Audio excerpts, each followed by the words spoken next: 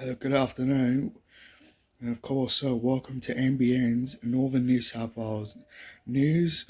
I'm Conklin McLeod. Today, Labor sweeps to victory right across the Hunter.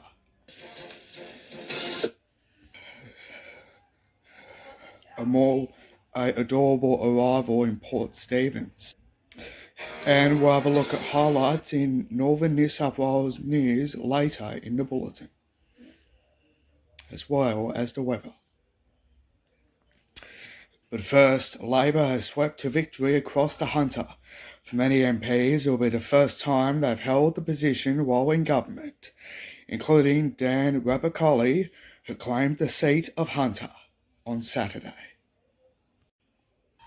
Always a straight shooter, Dan Rapacoli was eager to throw out the old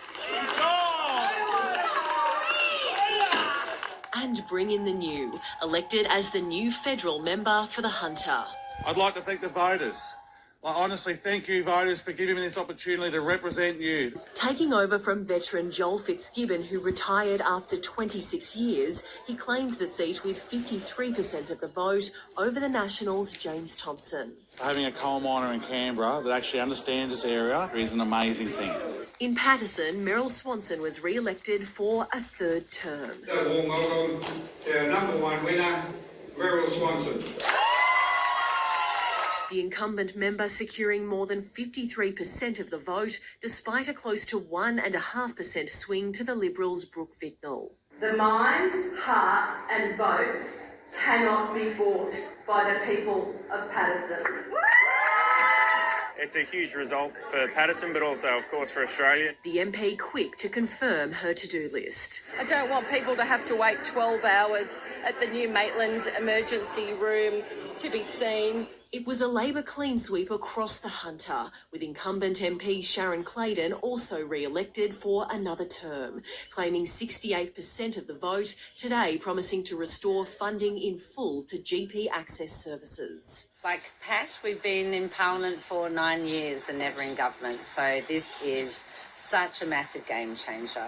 While Pat Conroy once again took the Shortland seat. We have 6 Labor MPs across the Hunter and Central Coast. That gives us tremendous influence within the new federal Albanese Labor government. Guaranteeing a long-awaited permanent dredge for Lake Macquarie. Money will be allocated to purchase the dredge. We will then arrange to hand it over to Lake Macquarie City Council. Lauren Kemp, NBN News. Meanwhile, Labor has also gained ground on the Central Coast. White retained the seat of Dobell. Dr Gordon Reid claimed a crucial victory in Robertson, toppling the Liberals' Lucy Wicks. The longest-running bellwether seat in Australia has turned red. We've been working hard from the get-go, and we worked hard right until the bell. And again, I'll thank all the volunteers and everyone in the room. It's a wonderful victory. Whichever party who has won Robertson since 1983 has gone on to form government. 2022 is no exception. As the votes rolled in for Dr Reid, so did the glowing endorsements from his #1 fan. He's won the seat of Robertson. I'm so proud of him. But I just think there's bigger things to come, not because I'm his grandmother. Not because I'm his grandmother. Lucy Wicks, the previous member for Robertson since 2013, conceded earlier this afternoon. Emma McBride also retained her seat of Dobell, Labor building on their slim margin in 2019. I think what we've seen in New South Wales is a real seat-by-seat race. I think what we've seen locally is people supporting local people who stand up for our community, and that's something that is a real honour and a real privilege. Today, McBride let the victory sink in at home. She's excited to work with her new neighbouring Labor member. In my role as a doctor, I can help one person at the bedside or even a family at the bedside. But in this new role, in government, in the federal government, we can help thousands, if not millions of people right across the country. Liberal contender Dr Michael Fennelly, though, is yet to concede his run for the seat of Dobell. Will DeFulvio, NBN News. Meanwhile, Barnaby Joyce has retained the seat of the New England, but has lost the role of Deputy Prime Minister. The National Party leader was left shaking his head, the moment he realised Labor had taken power. In the Nationals room in Tamworth last night, the impending power shift had Barnaby Joyce in utter disbelief. Realising he would soon be no longer Deputy Prime Minister, his daughters consoled him. But his volunteers were on hand to celebrate the local win. Joyce again retained New England with a landslide victory, defeating Labor candidate Laura Hughes by more than 20,000 votes. This morning, Joyce congratulated Anthony Albanese for the win, but didn't have much to say on his role as Nationals leader. I don't even have those discussions. I'm going to focus on other people's seats and their jobs and not my own. For Miss Hughes, she's proud of the 5% swing towards Labor in the region. The Greens vote has increased as well. So if you look at those together, people with a progressive point of view across the New England were able to express their view. Residents also happy with the overall result. Are you very excited about Albanese coming in? Yes, and the fact that the Teals are in to sort of moderate more climate things. I think it's time for a change. Yeah, I do too. Yeah, so we can just wait and see what happens now. Barnaby's got his good points and bad, but yeah, he tries sometimes. Ms Hughes says with Labor in power, a question mark now hangs over the controversial Dungowan Dam project. We do need the water security. We acknowledge that. We're not going to walk away from that. But we're going to look at what is the best solution. It may or may not be Dungowan Dam. Mr Joyce says he will continue to fight for the billion-dollar project. Now, we have to make sure that we get that investment, that investment in Dungowan Dam for here does not become another kilometre of a tunnel in Sydney. During the campaign, Labor promised an urgent care clinic for Tamworth to address the struggling health industry. Ms Hughes says Labor will follow through with the promise. Hopefully within about the next 12 months, we'll choose a good site, an appropriate site, and obviously we will have to work to get staff. Jessica Warboys, NBN News. Meanwhile, the set of Cowpole on the mid-north coast is just one of a handful across the country still in doubt. The Nationals experiencing a major swing against the party thanks to independent Kaz Heath receiving an unprecedented amount of support. Something that has never happened before in Cowper. An independent giving an incumbent MP a run for his money. Heading into the election with an 11.9% swing, it's been a safe national seat for almost 60 years. We are way ahead from where we thought we'd be. It is looking good, but it's very much too close to call. I'm feeling positive. I feel so excited for the work that we've done and to get this far. The Kaz for Cowper election after party was a buzz with excitement. At the same time, Pat Conahan joined his supporters at the pier in Coffs Harbour. The Nationals MP cautious but hopeful. I'll wait until the numbers come in. It's been a really hard fight. It's been a tough race, and some of the other parties were well funded, but we ran our race, and I've worked hard over the last 3 years. Results from yesterday's election have been masked by the AEC after it became clear that Kaz Heath snatched the two-candidate preferred vote away from Labor's Keith McMullen, which affects the preference count. I'll close my eyes when I know the result. But look, it's looking very strong at the moment, and again, I'm humbled. This is really a privileged position. Win or lose, Kaz Heath has vowed to run again. I make a commitment to you tonight that I will keep going. We will have genuine opposition in Cowper for the first time ever. Alison Paul, NBN News.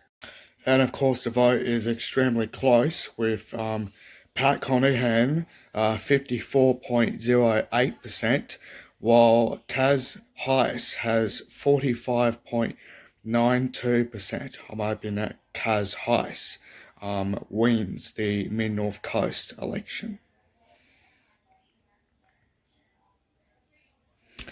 Of course, I'm hoping that Kaz Heath wins.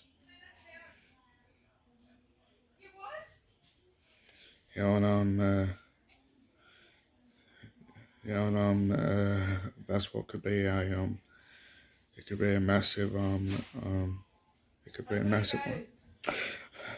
Meanwhile, More than half of the votes of the footy seat of Richmond on the Northern Rivers have been counted, and incumbent Justine Elliott has a fight on her hands from the Greens. The Electoral Commission has also come under fire after a vision-impaired voter on the far north coast claimed he struggled to cast his vote.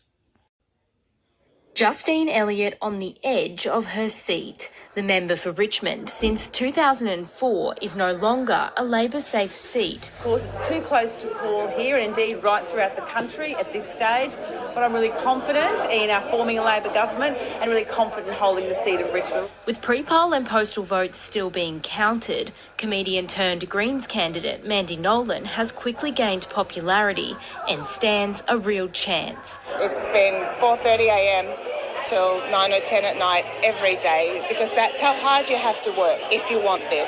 The Nationals' Kevin Hogan has retained his electorate of Page for the fourth consecutive term in a landslide victory. Very humbled, very grateful to get the faith and the trust again of the community to be our representative in Canberra for the next 3 years. Voting across the country seemed to go ahead without a hitch, except on the Northern Rivers.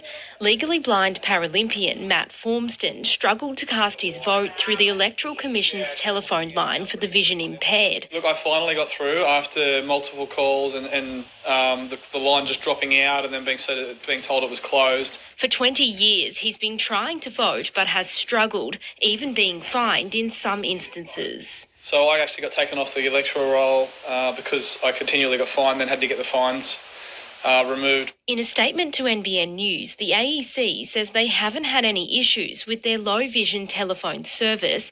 For Matt, it's disappointing in a time where inclusivity and accessibility is front of everyone's minds. And for us still not to have a truly accessible way to vote, it's just so backwards. For me, we should be digital. Josephine Shannon, NBN News. It's not every day roads are blocked off and police are called in to help with the delivery of a newborn, but that's exactly what happened at Port Stephens on Friday night. Little Joshua Davey was born on the side of a road at Williamtown, and today his shocked but delighted parents spoke to NBN News to say thank you to all who helped. Sleeping soundly in his mother's arms, Joshua Davey is blissfully unaware of just how eventful his short life has been.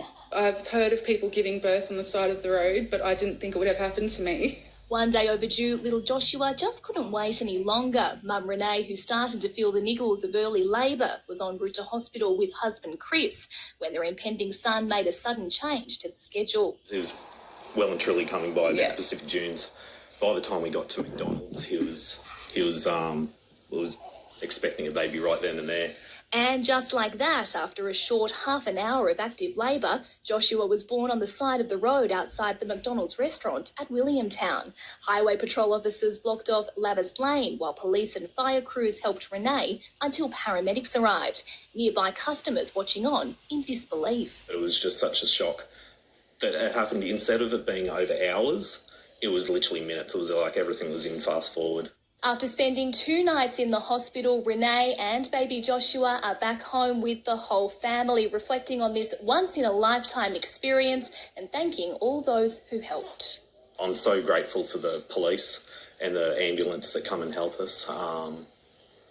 They were great. Renee and Chris are already proud parents to daughter Olivia and sons Byron and Riley. Not surprisingly, they're pretty chuffed with their new baby brother. I remember in the car I could not stop looking at him. As for whether there's any more kids on the cards, No more, especially I think if that had have happened the first or second time, there wouldn't have been any more.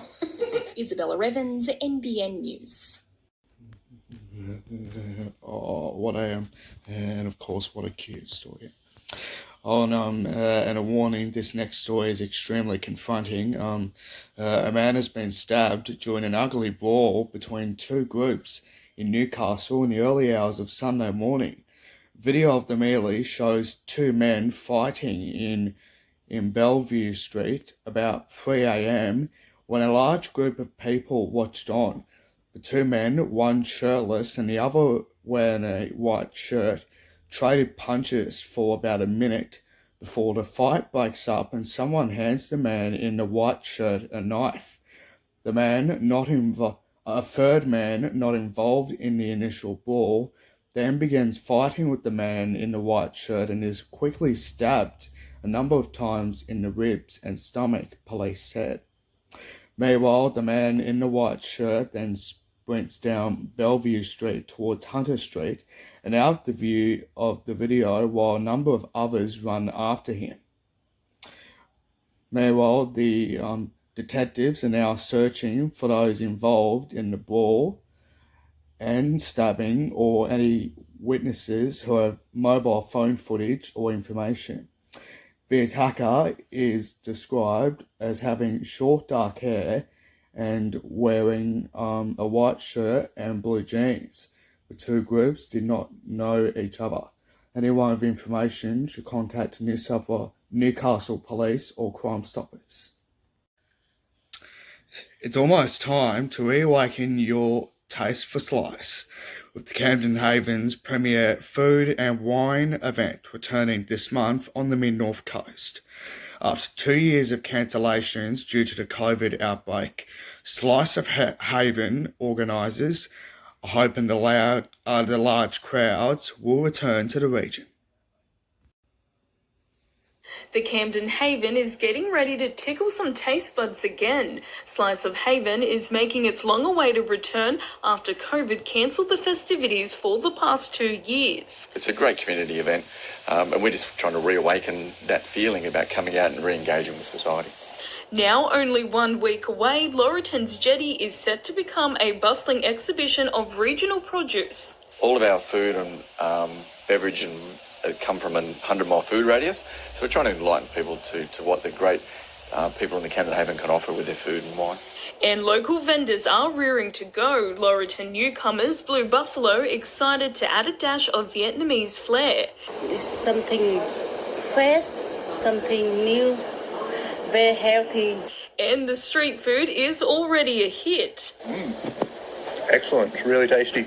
But they are only one of hundreds of businesses locked in for the day. With attendance numbers reaching 14,000 in previous years, there is anticipation it will reach similar heights again next Sunday. We will have nearly 1,000 chairs and tables out ready for people to come, or bring your own picnic rug. We're looking like we're going to get some good weather on the day, so do come out, come down, have a bit of a look around and enjoy the day.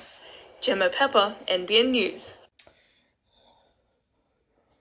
To the NRL and 2 National Rugby League referees have received death threats this season, leading to criminal charges. Meanwhile, police have charged 1 man over a death threat, prompting power brokers to increase security at rugby league matches across the country. Meanwhile, ALLC Chairman Peter V'landys came out in defence of referees and condemned the out-of-line fans who contacted the game's officials, saying they were credible death threats, and also he said that they were not going to tolerate it. And also, during the night's Thursday night clash against the Broncos, the referees missed a potential obstruction that handed the Broncos a crucial try. Then, only a day later, Seagulls coach Des Hasler was in hysterics after Christian Topolotto was penalised for a high tackle on Hayes Perham. And also, while many fans have expressed their distaste for the bunker in the modern game, V'landys has chosen to ignore any calls for its removal. V'landys says, imagine if we didn't have a bunker. Of course, the NRL rejected calls to scrap the bunker following another weekend of officiating decisions.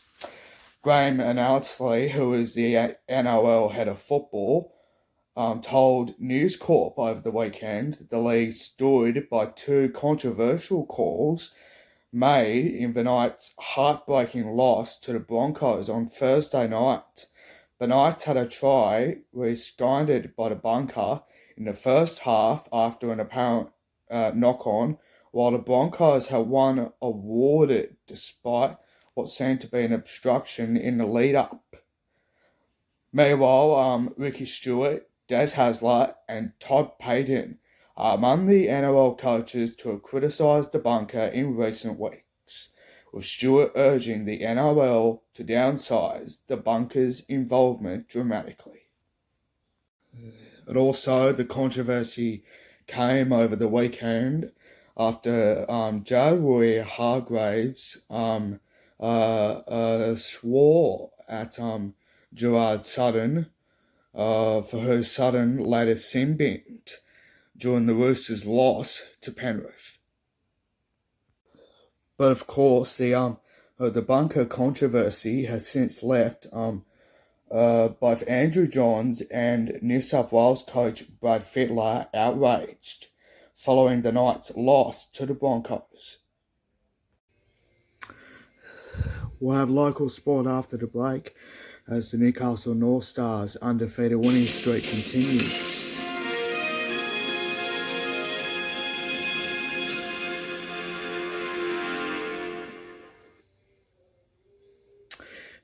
The Newcastle North Stars' undefeated winning streak continues thanks to a 5-4 win over the Sydney Ice Dogs up at the Hunter Ice Skating Stadium at Warners Bay yesterday.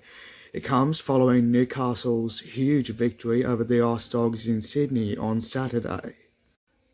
To a fair bit of Newcastle and Hunter Rugby Union, and Singleton has secured a huge win over Lake Macquarie. It was a win that Singleton had to do in the Hunter Rugby Union competition, and they certainly did. It was the Singleton Bulls taking on the Lake Macquarie Roos, right on in the Tooheys Hunter Rugby Union competition. By the time Lake Macquarie had the chance to score, they dropped the ball.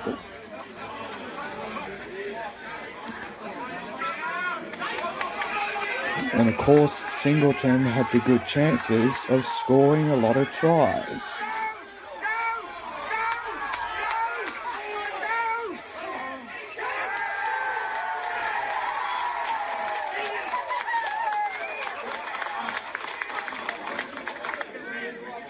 And of course, Lake Macquarie scored. But thankfully, there was good news for Lake Macquarie. They were leading 7 points to 5. But also, they were leading 12 to 5. But also, Singleton secured a huge try. Now, the points are levelled at 12 all. And just before the halftime break occurred, Singleton secured one of the best tries of all. 17 points to 12, then later turned straight. It was when it was unsuccessful. Then the second half became huge for both teams, as both teams drew yet again. Singleton had to do what they had to do. Singleton ran with the ball and scored. They were leading 22 to 17, now 24 points to 17. And of course, Lake Macquarie had a try, but it wasn't long though until they were pushed back.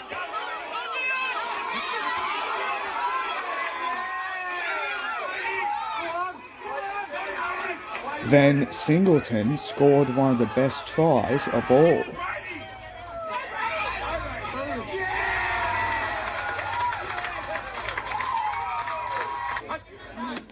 (31 to 22 is what Singleton led.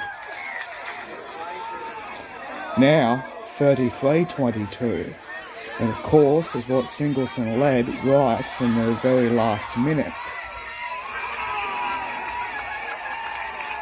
And also, it was enough for Singleton to secure a couple of tries right from the very death. 40 points to 22.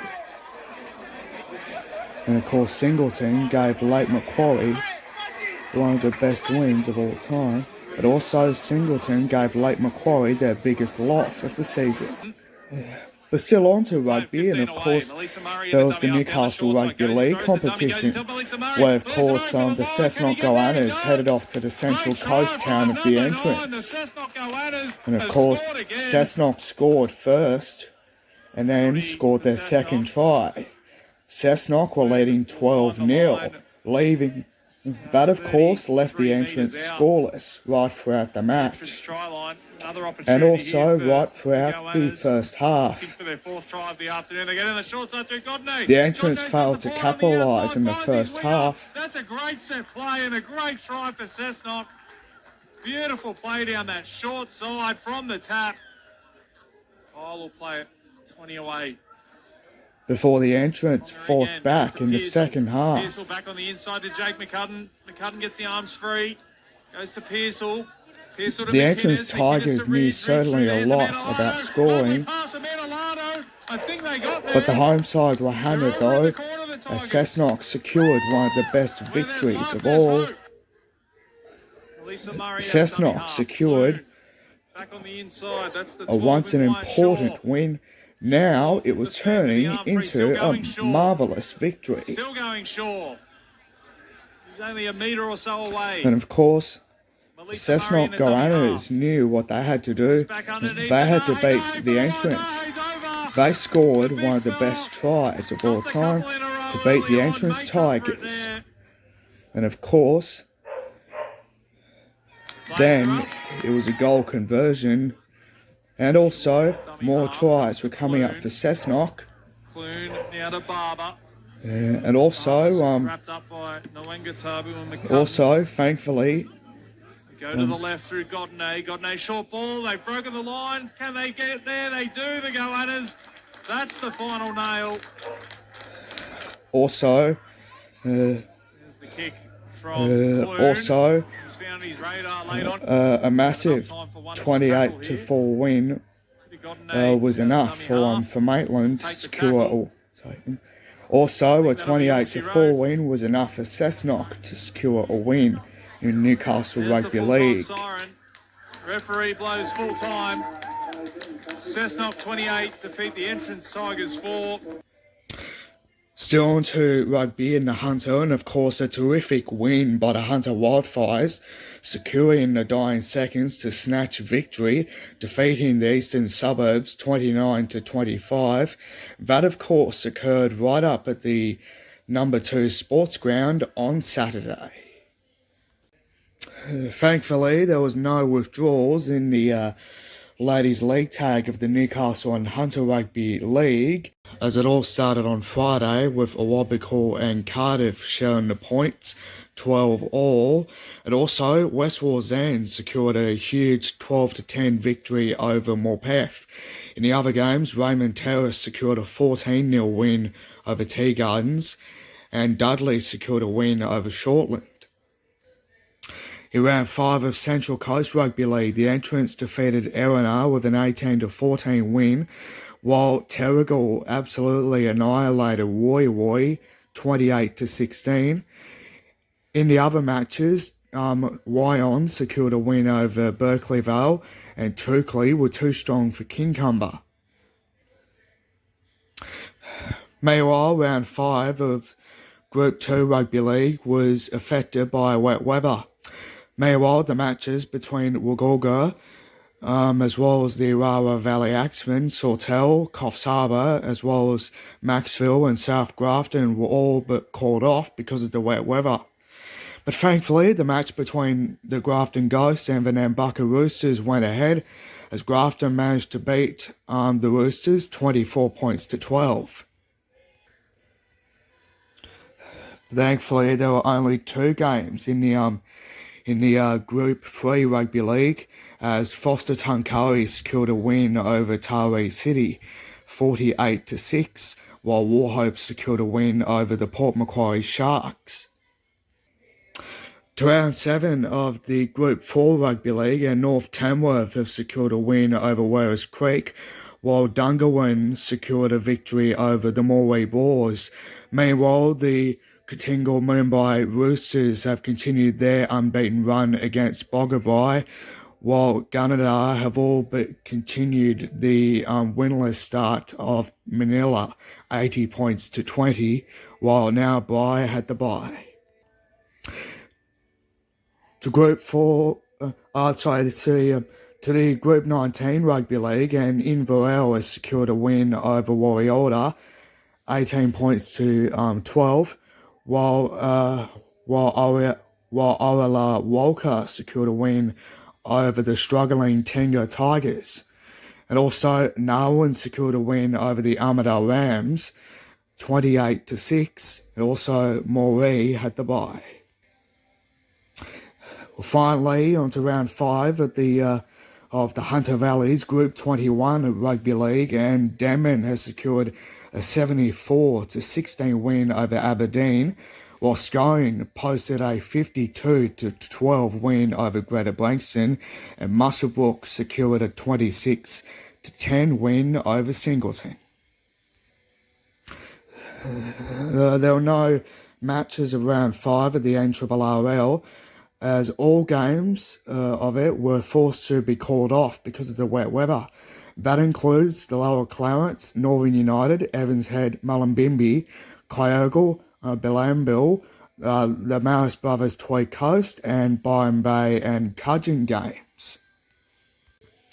Central Coast Rugby Union and, of course, Woi were annihilated by their rivals, and, of course, the Razorbacks were too strong for the Terrigal Trojans, while Carryong defeated the Lakes, and, of course, Avoca Beach were too good for Warnervale.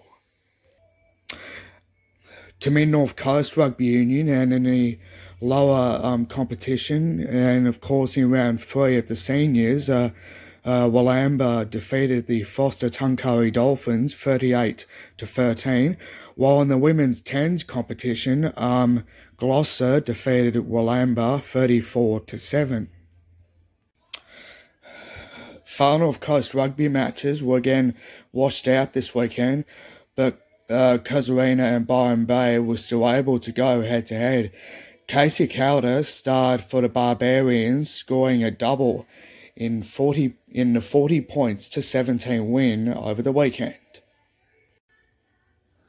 The afternoon started pretty well for Casuarina's Casey Calder. Sam Harrison, though, couldn't convert. Byron Bay soon hit back with a try of their own thanks to Dylan Rees-Davies. The wind made it tough for either side to convert. The Barbarians hit the front once again, this time converting. Casey Calder was back in the thick of it again, racing down the sideline for a double. Sam Harrison added the extras. The visitors weren't going down without a fight. Casuarina held a 7-point lead at half-time. After the break, they extended it. Byron Bay added another 5 points to the scoreboard. Casuarina running away with a 40 to 17 win, moving them to second on the ladder. Josephine Shannon, NBN News. To round 6 of Hunter Coast Premier Hockey, and of course Gosford secured a 6-1 win. Meanwhile, Norths also won. And also South Newcastle were too good for Maitland. To AFL North Coast, and of course the matches between Port Macquarie, the Coffs Breaks, and as well as Lismore and the Northern Beaches were called off. But thankfully, the match between Sawtell, Tormina and Grafton went ahead, as Grafton defeated Sawtell 60 points to 32. To round 4 of the AFL Northwest competition, and in the men's side, Tamworth have continued their season by defeating Moree. And of course, Inverell have absolutely annihilated the New England Nomads, while the Tamworth Kangaroos defeated the Gunnedah Bulldogs. In the women's competition, Gunnedah has secured a win over Tamworth, while Moree lost to Tamworth, while Inverell secured a win over the Nomads. There was only one match in the Hunters NPL competition, and it started on Saturday with Maitland defeating Newcastle Olympic 4 points to 2, while the matches between Adamstown, Lambton, Valentine, Charlestown, Lake Macquarie, Western, Edgeworth and Cooks Hill were all washed out because of the wet weather. While in the Women's Premier League, Broadmeadow and Charlestown Azui shared the points 2-2, while Newcastle Olympic secured a win over Maitland FC. Meanwhile, the matches between Mid Coast and Warners Bay, as well as Nearhampton and Adamstown Rosebud, were called off because of the wet weather. 5 seasons into his professional football career, Port Macquarie's Angus Thurgate admits his most recent was his best one yet, but the 22-year-old says he'd much prefer to be playing finals with the Newcastle Jets this season rather than receiving individual accolades. He burst into the scene in 2018, and now just at 22, Angus Thurgate is feeling right at home playing in the A-League. And this season, he took his game to the next level. To pop up with a few more goals than I have before and, play some consistent football, it's what I wanted and I want to improve on. The Newcastle Jets have identified Thurgate as someone they'd love to see be a one-club player, and you can see why. The midfielder from Port Macquarie was key to the Jets moving up the ladder this season. Thurgate, though, still annoyed he couldn't book the Jets a berth in this year's final series. Obviously not the results at the end that we wanted, but, to be able to play the football in certain patches and consistently. At the Jets Season Awards, Thurgate was named the Men's Member Player of the Year. He's also in contention for the A-League's Young Player of the Year. It's an honour, the 2 boys with me and the rest of the boys, it's a good group of lads, good players in there, so it's an honour. His attention remains on improving even more next season. I've got a few niggles that I need to get on top of, put the feet up, clear the line, and then, probably get in the gym, sort a couple of issues out, and then, hit the ground running again for pre-season. Home at Port Macquarie is the best spot to sort out those niggles. I'll say I'll go home and crash Mum and Dad's place and just put my feet up, get everything done for me. Gemma Pepper, NBN News. Up next, your local weather for northern New South Wales.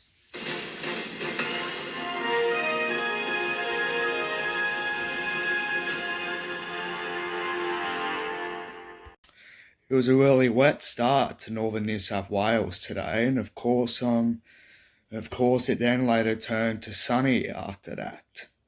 And of course, let's have a look at the radar across Newcastle, and it's also heading right towards northern New South Wales as well.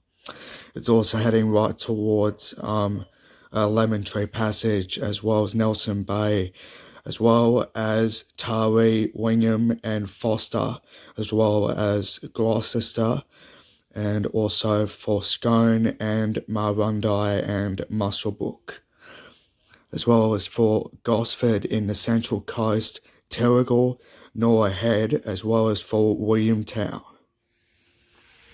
Now tomorrow, there'll be 17 centimetres across Newcastle, and of course it's more likely to be showers for Wednesday, Thursday and Friday, as well as a massive storm for Saturday, but it could be sunny.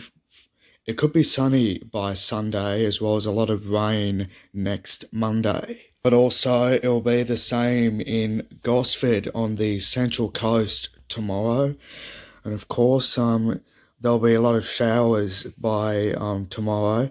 The possible rainfall is 6 to 15 millimetres. There'll be 90% chance of any rain.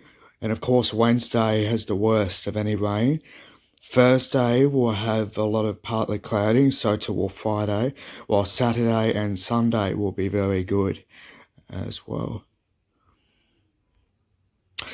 Meanwhile, it'll be partly cloudy tomorrow across Tamworth and the New England Northwest. And of course, it'll be right for Moree, now by Baraba, Gunnedah, Corindi, Walgett, Warialda and Weewar as well. And it'll be partly cloudy with light winds on Wednesday. And of course, there'll be a lot of slight chance of a shower on Thursday. And also the same for Friday. But also there's high chance of showers for Saturday, and most likely later in the day. And also that's the same on Sunday. Now it will be much worse for Coffs Harbour and the mid-north coast. It will be cloudy with showers by Tuesday. So till Wednesday it will be raining by Thursday, as well as a few showers by Friday, and also a chance of a shower by Saturday, and also mainly cloudy by Sunday, and also a mix of sun and clouds next Monday. And also it'll be the same for tomorrow for Port Macquarie, Taree, Kempsey, Foster, Bolladilla, Dorrigo, Nambucca Heads, Wauchope and the Barrington Tops. But it'll be the same tomorrow across Lismore and the Northern Rivers. And of course, there'll be cloudy with a very high chance of showers. And of course, there'll be a chase of a thunderstorm with light winds. And of course, there could be 95%. And of course, there could be 95% chance of any rain, with 8 to 15 millimeters with a possible rainfall. And of course, it could happen on Wednesday, Thursday and Friday as well. And of course, Saturday and Sunday are mostly sunny. Let's have a look at the forecast. With Tweed Heads, Lismore, Byron Bay, Ballina, Grafton, Evans Head, Murwillumbah and Yamba all right. But also, they could receive a lot of showers as well. And that's it for this Monday. My name's Conklin McLeod, and don't forget, for more of us here, see you then.